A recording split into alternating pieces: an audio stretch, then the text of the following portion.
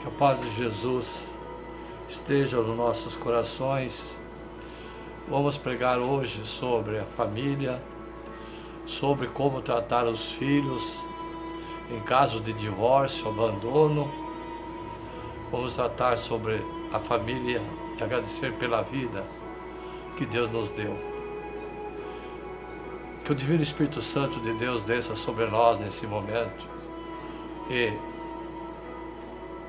transmita a nós a palavra através desse servo, para que possamos ouvir e pôr em prática essa palavra para a nossa vida.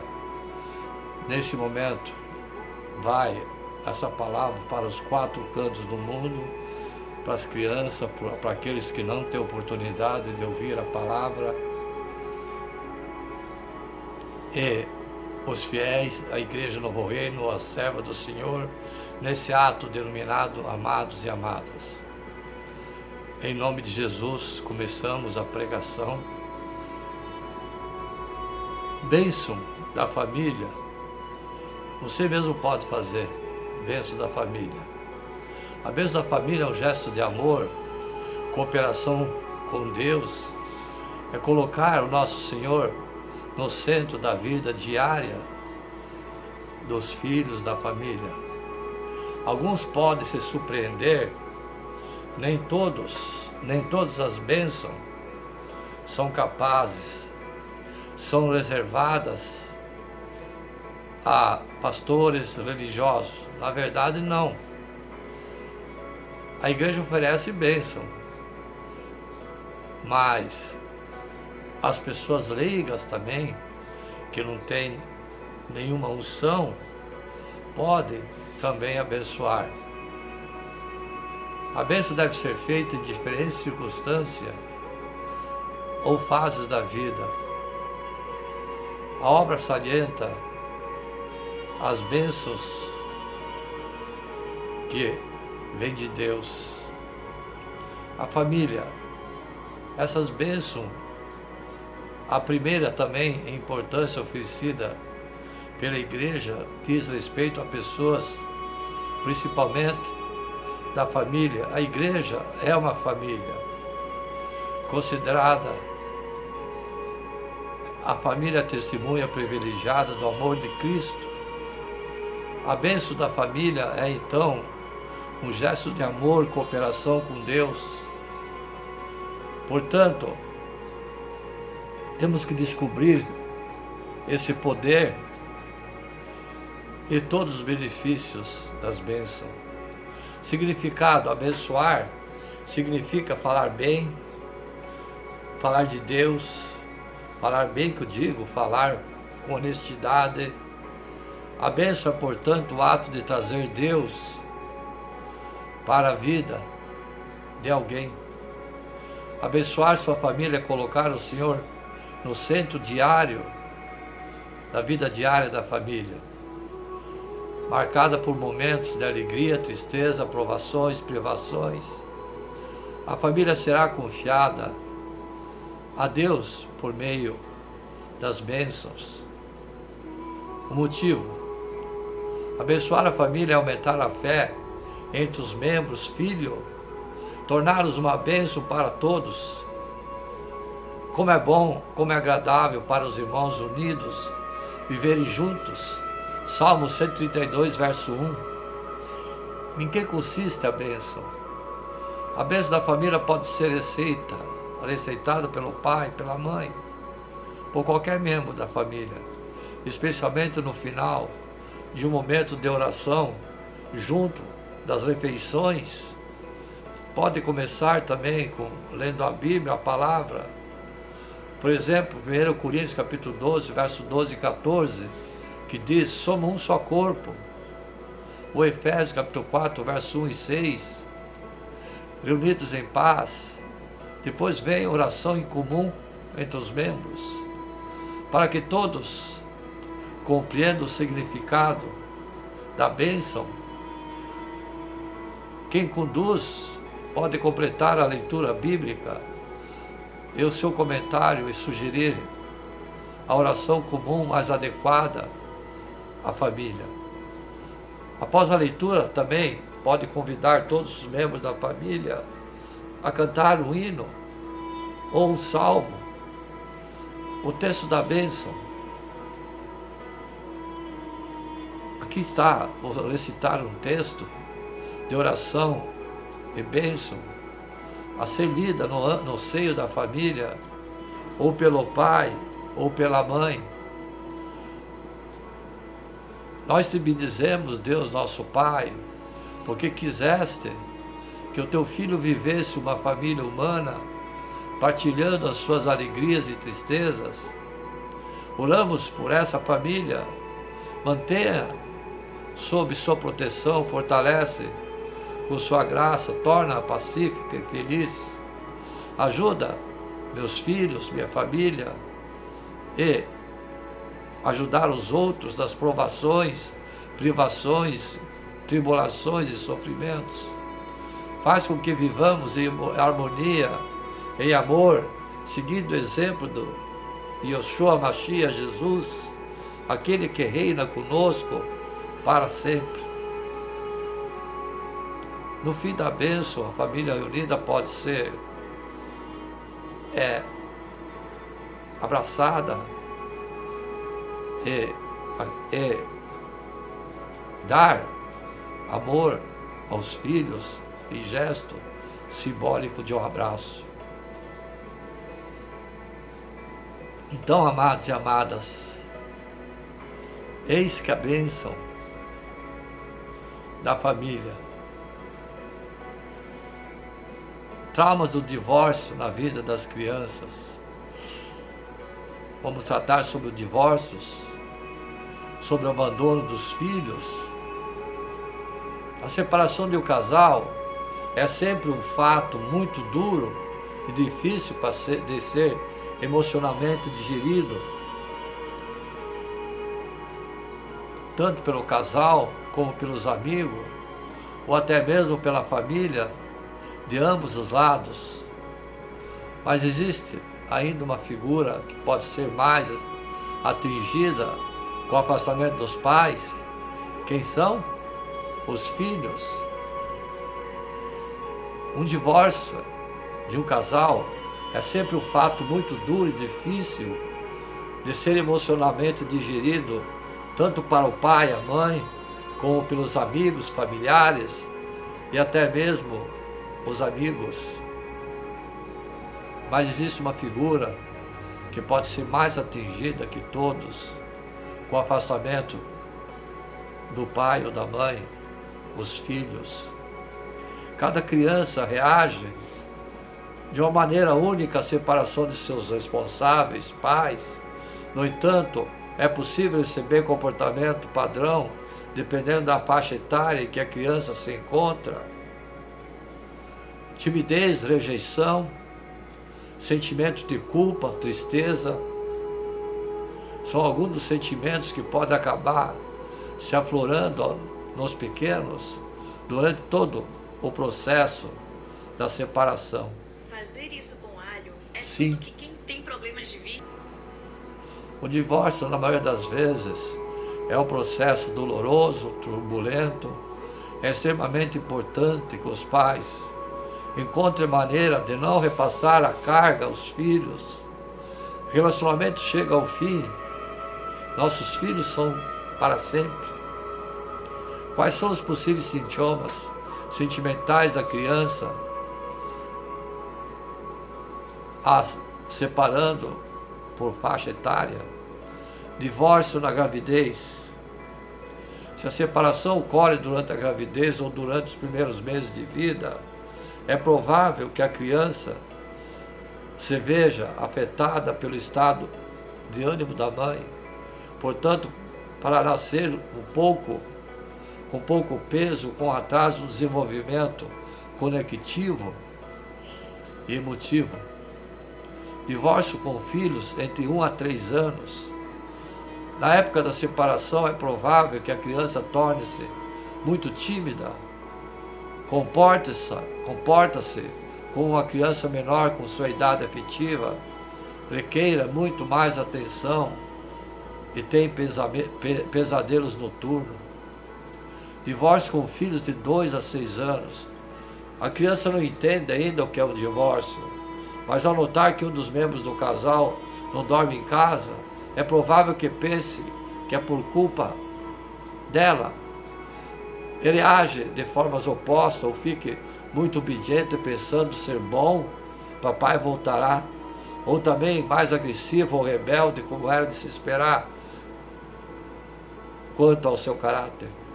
Nessa idade, alguns dos pequenos negam a separação, tanto a si mesmo quanto aos demais.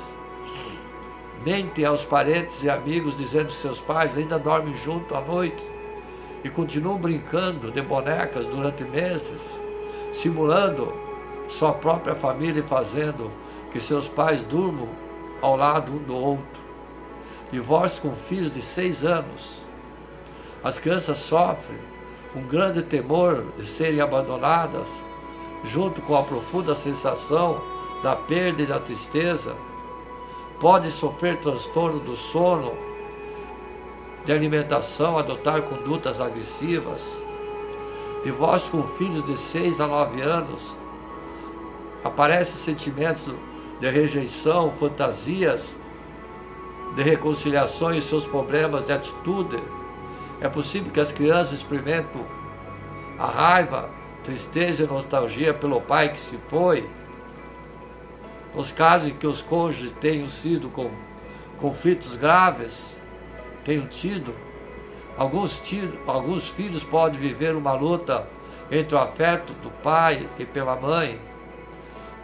Outras vezes se descuidam do aspecto material, obrigando-os a preparar a comida, a vigiar os irmãos menores e assumem responsabilidades muito pesadas para a sua idade. Divórcio com filhos entre 9 e 12 anos. Os filhos podem manifestar sentimentos de vergonha pelo comportamento de seus pais, e cólera e raiva pelo que tomou a decisão de separar. Além disso, aparecem as tentativas de reconciliação dos pais e o descontrole dos hábitos adquiridos e problemas somáticos, dores de cabeça, estômago, ânsia de vômito, tontura. Divórcio com filhos adolescentes de 13 aos 18 anos. A separação dos pais causará problemas éticos e provocará, portanto, fortes conflitos entre necessidade de amar o pai e a mãe e a desaprovação da sua conduta. Geralmente as reações mais comuns nessa etapa envolvem o amadurecimento acelerado, ou seja, o adolescente adota o pai progenitor ausente, aceitando suas responsabilidades, ou poderá adotar conduta antissocial, não acata e nem aceita normas, desobediência, condutas de roubo, consumo de álcool, drogas, etc. É importante, amados e amadas, destacar que a diversidade de experiências que vivem as crianças depois da separação dos pais é de qualquer modo um sinal positivo, porque prova que o divórcio não é apenas coisa que prejudica e que muitas delas superam a crise familiar, saindo delas mais fortes e mais maduros que seus conterrâneos que pertencem à família unida. Pense muito antes de separar, amado e amada. Conselho bíblico, quando os pais se separam. Vamos falar nessa pregação, nesse assunto delicado que estamos pregando, mas que muitos jovens têm enfrentado. Alguns podem achar normal, outros não, mas todos sofrem de alguma proporção, separação. Ela nunca é fácil, seja por morte, por distância, desentendimento, seja um amigo, namorado, colegas de turma ou familiares, ela sempre deixa marcas profundas, pelo fato de que a união conjugal é uma união mais forte dentre todos durante a vida aqui na Terra. a separação entre marido e esposa é possivelmente mais difícil de encarar. Quando envolve também os filhos, é particularmente dura. Nosso propósito aqui é encorajar os filhos que lidaram ou lidam com isso, e a entender que mesmo que o divórcio não seja propósito de Deus, para uma união a dois, ele pode trazer amadurecimento aos filhos e a certeza de que, por mais difícil que seja essa separação, Deus é o único capaz de nos dar força para passar por tudo que envolve. Podemos ter a certeza que Ele cuida, zela e conforta seus filhos e nos ajuda em nosso questionamento em todos os momentos. Porque isso aconteceu com meus pais?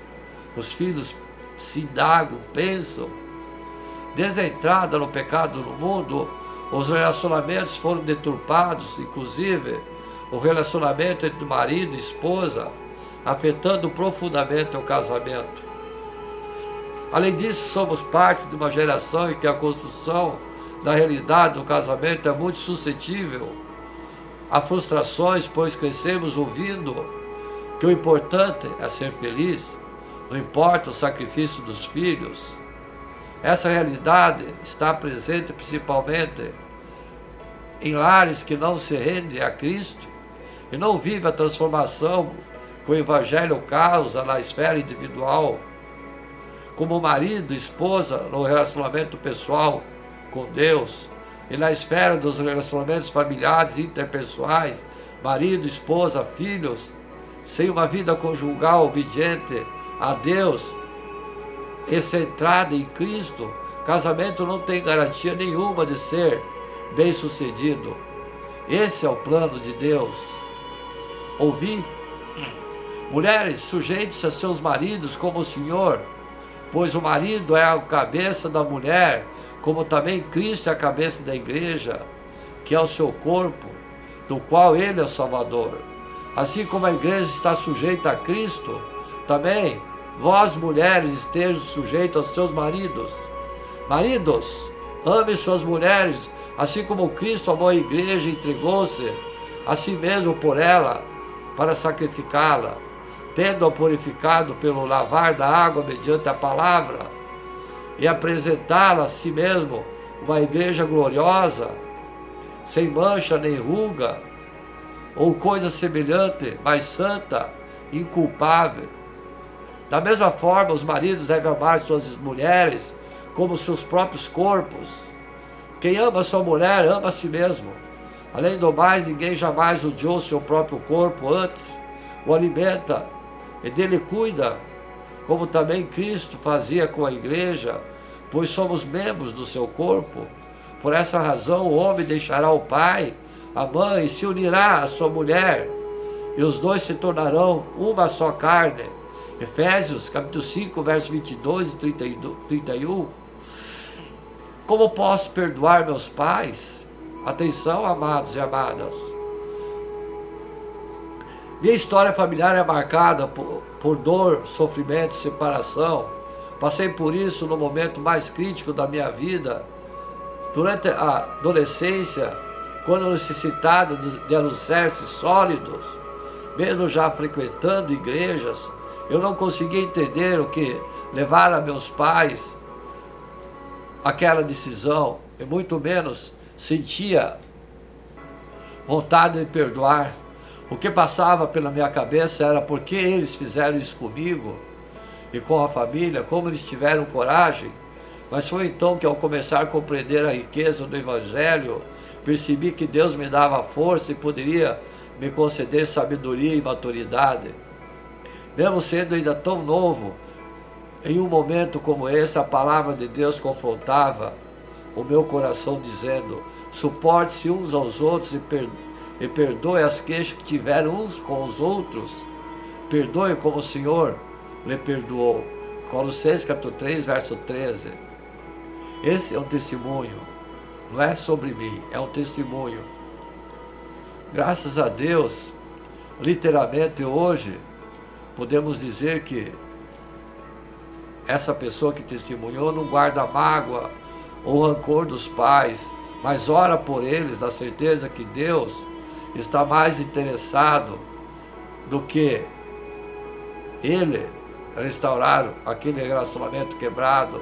Mais do que isso, Deus nos deu a oportunidade de poder começar uma história nova e diferente, não porque somos melhores ou melhor que eles, mas sim porque aceitamos as limitações e nos rendemos a Cristo, sabendo que Ele é capaz de transformar a nossa vida em todas as áreas, inclusive a união com a esposa.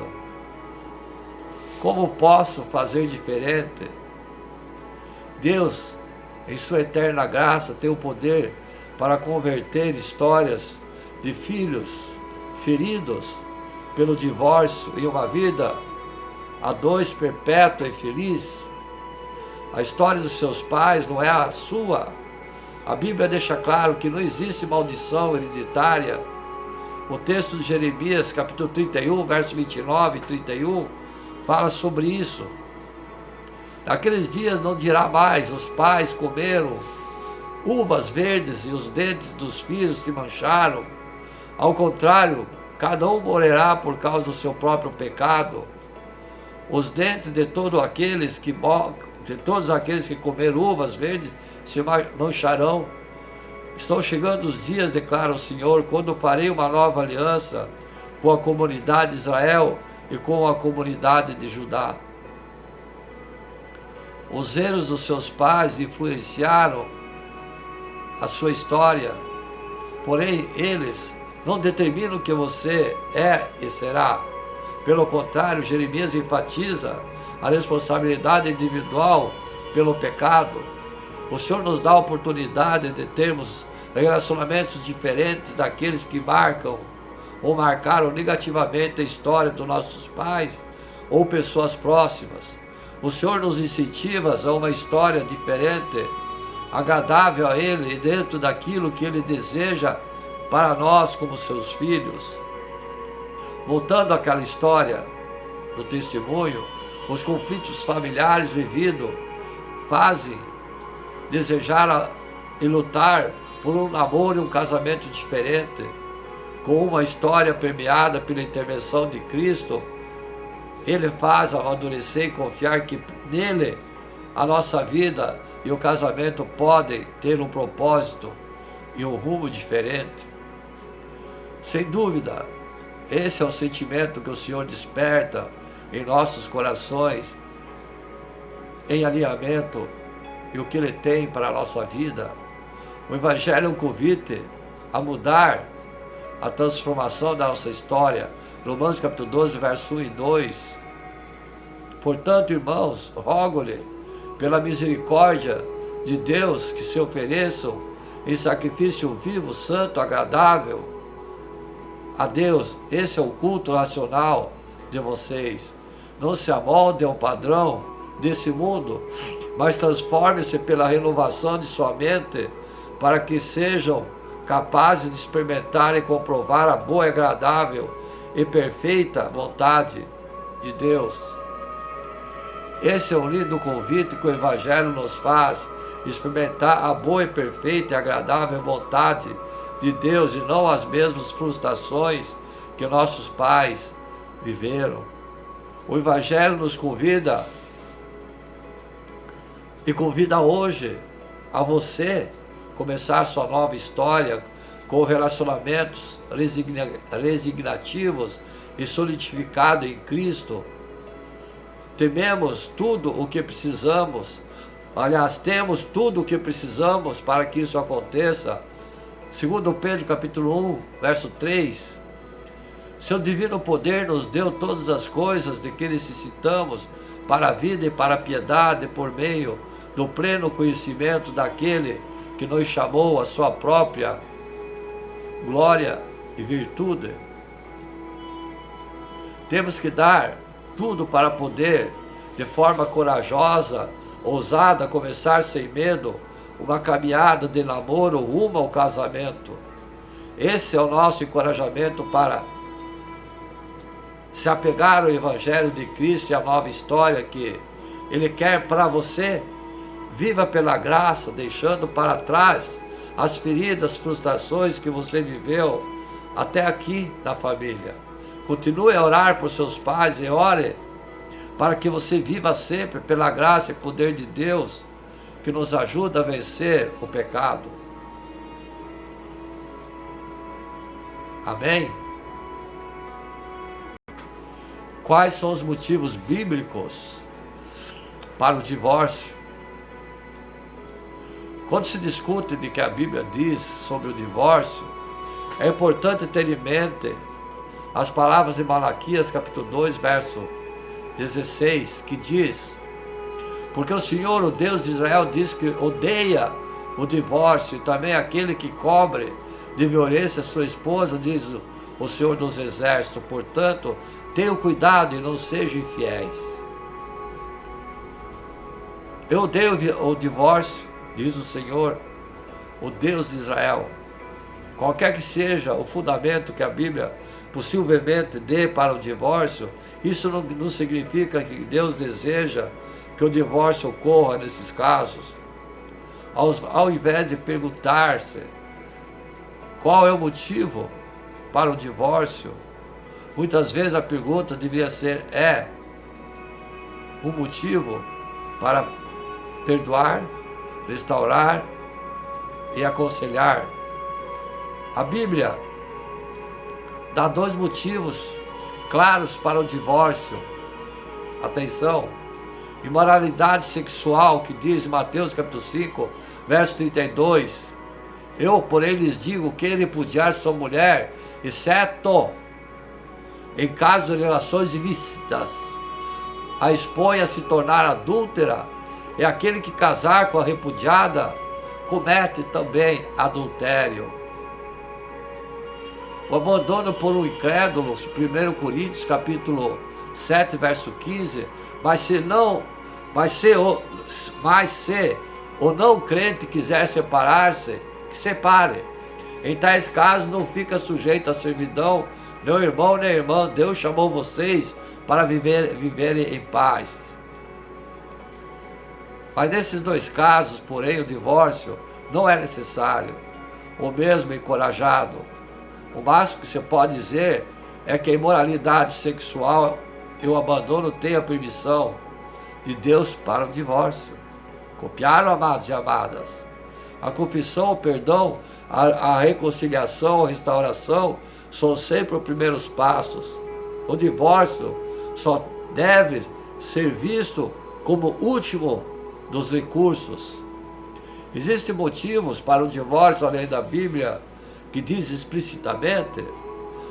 Talvez, mas não devemos presumir ou supor sobre a palavra de Deus. É muito perigoso ir além do que diz a Bíblia. 1 Coríntios capítulo 4, verso 6, que diz: meus irmãos, apliquei essas coisas figuradamente a mim mesmo, eu a Apolo, por causa de vocês, para que, por vosso exemplo, vocês aprendam isso, não ultrapassem o que está escrito, para que ninguém encha de orgulho a favor de um em prejuízo de outro. Os motivos adicionais mais frequentes sobre os quais as pessoas perguntam são maus tratos físicos, emocionais, o abuso de criança emocional, físico ou sexual, vício em pornografia, uso de drogas, álcool, crime, prisão e a má gestão das finanças, tais como através de vícios, jogos. Não se pode reivindicar que nenhum deles seja um motivo bíblico explícito para o divórcio.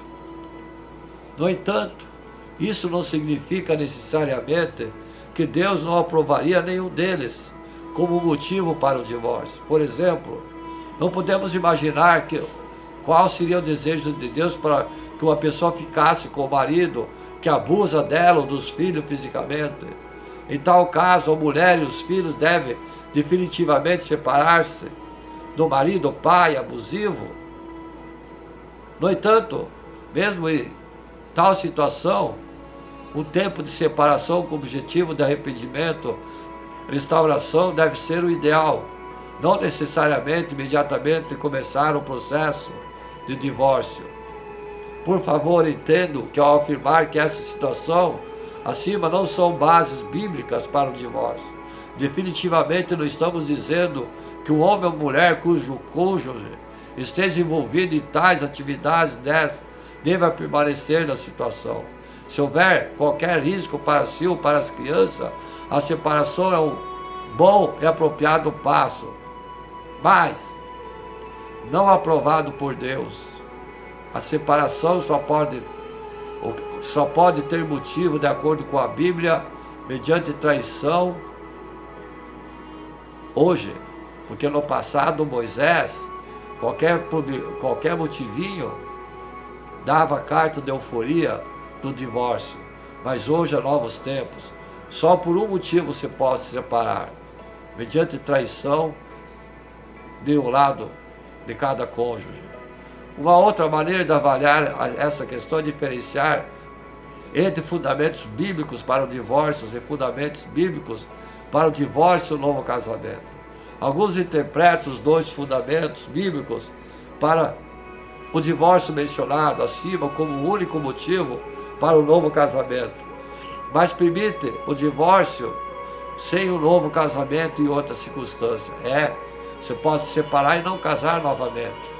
Embora essa seja uma interpretação plausível para chegar muito perto, presumir sobre a palavra de Deus, para um estudo mais detalhado, leia a Bíblia. Em resumo, quais são as bases bíblicas para o divórcio? A resposta é, já disse, mas vou dizer de novo: imoralidade sexual. Há motivos para o divórcio além desses? Possivelmente, deve o divórcio ser tratado levemente ou empregado como primeiro recurso? Absolutamente não. Não há outro motivo a não ser traição. Deus é capaz de mudar, transformar as pessoas. Deus é capaz de curar, renovar qualquer casamento. O divórcio só pode ocorrer em casos de pecado sexuais. Certo, amados e amadas? Tirando as dúvidas sobre o divórcio, o cuidado com os filhos e os adolescentes. A adolescência é uma etapa de muitas mudanças, tanto no corpo como na mente da criança.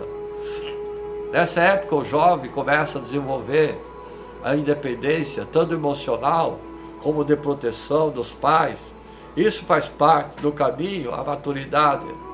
Mas nesse tempo há também a descoberta do mundo e o aumento das tentações da carne com suas paixões, dos conflitos de rebelião contra todo tipo de autoridade, inclusive a dos pais. Nessa época também se reveste de especial importância, porque geralmente é nela que o jovem toma sua decisão pessoal de ser discípulo de Cristo para o resto da vida. É o tempo de levar os filhos a pensar em Deus e no futuro de suas vidas de forma madura.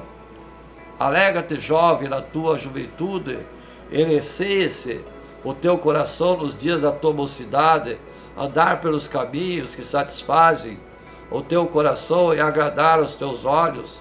Sabe, porém, que de todas essas coisas Deus te pedirá contas. Lembre-te do teu Criador nos dias da tua mocidade, antes que venham os maus dias e achegue-se os anos aos quais dirá: não tenho neles prazer. Eclesiastes capítulo 11, verso 9. A partir dos 18 anos, o jovem continua debaixo do cuidado maternal, mas começa a ter uma vida mais independente. Os pais terão que aprender a soltar as rédeas aos poucos, na medida certa, confiando na formação que deram aos seus filhos durante os anos anteriores. Nesse tempo também, alguns filhos que cedem à tentação são inclinados a esconder a verdade dos pais e da igreja, começando assim o perigoso caminho de mentira e hipocrisia. Por tudo isso, é muito importante que os pais não sejam surpreendidos por essa fase dos filhos que não tenham reações erradas. É o momento mais do que nunca de dependerem de Deus e buscarem seus sábios conselhos. Os filhos adolescentes necessitam de uma direção, firmeza, amizade e carinho dos pais. Firmeza e carinho. É tempo de ser muito firmes e muito carinhosos com seus filhos. O erro mais comum que encontramos em pais de adolescente é o contrário da firmeza e do carinho. A frouxidão e a aspereza. O erro se manifesta quando os filhos, ao sofrerem as agressões desse mundo, questionam: por que não posso ir aos cinemas com meus colegas? Por que não posso usar roupas da moda? Ou ainda, mas isso é pecado? Eles querem a Deus, mas gostam também das coisas do mundo. Nesse momento, muitas vezes os pais erram. Não proíbem os filhos, porém, ficam chateados com eles. Na verdade, os pais deveriam, com toda a firmeza, carinho e graça, colocar os limites necessários para guardar os filhos de perigos e males que não enxergam. Os pais não devem ter medo de colocar limites. Se forem frouxos, ficarão aborrecidos com seus filhos, se tornarão ásperos com eles e os filhos serão perdidos para o mundo. Direção clara para a vida. A herança do Senhor são os filhos. O fruto do ventre, seu galardão. Como a flecha na mão do guerreiro, assim os filhos da mocidade. Feliz o homem que enche deles a sua aljava e não se envergonham quando pleitear com os inimigos à porta. Salmos 127, capítulo 3 e 5. O jovem precisa de modelos dignos, direcionamento claro e firme para a vida. Os adolescentes estão muito preocupados em viver o presente. Não percebem que a mocidade é tempo de semeadura. Não sabem colocar metas a longo prazo. Cabe aos pais a responsabilidade de dar essa direção. Eles são como uma flecha na mão de um guerreiro. Salmos 127, verso 4. O guerreiro, antes de soltar a flecha, direciona com precisão para então soltá-la no momento exato. Nem antes, nem depois. Enquanto a flecha está na mão do guerreiro, ele pode guardá-la e influenciá-la. Depois do que ele a solta, só lhe resta observar e interceder por ela. Áreas a serem direcionadas. É necessário buscar ajuda de Deus para formar com real profundidade as áreas da vida de seus filhos, não simplesmente por imposição paterna. Tudo isso com uma graça e sabedoria. O relacionamento com Deus e com a igreja, antes de tudo, ensiná-lo a amar e criar uma profunda relação com Deus, pela oração, pela palavra. O filho deve ser ensinado também e comprometer-se a envolver-se com a igreja, ler a Bíblia, deve aprender a respeitar os líderes, os demais irmãos, participar de todos os eventos e cooperar com o avanço do reino de Deus.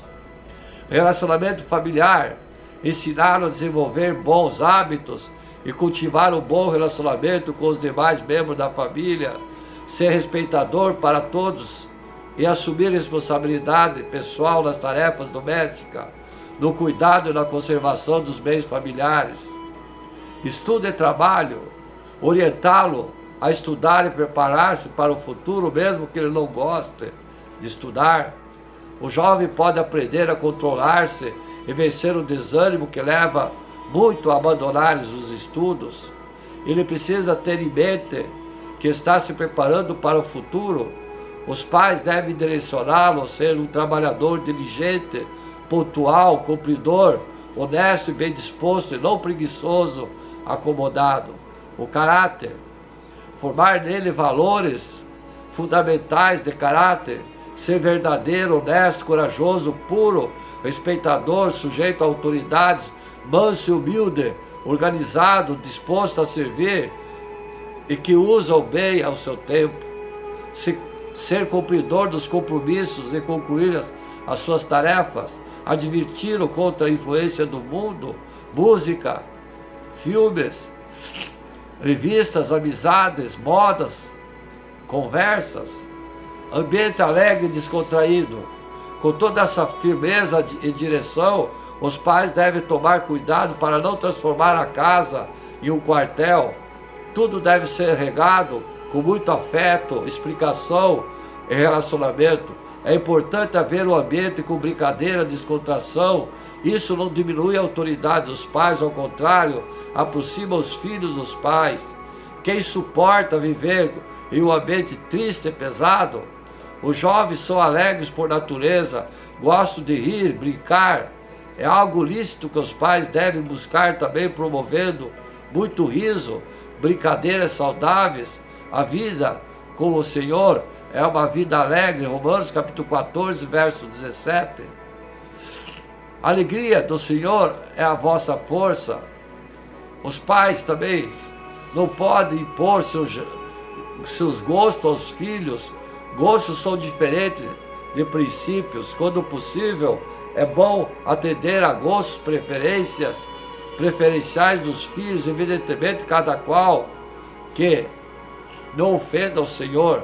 Isso os alegra e os exercita de forma saudável, a discernir entre o bem e o mal. Efésios capítulo 6, verso 4.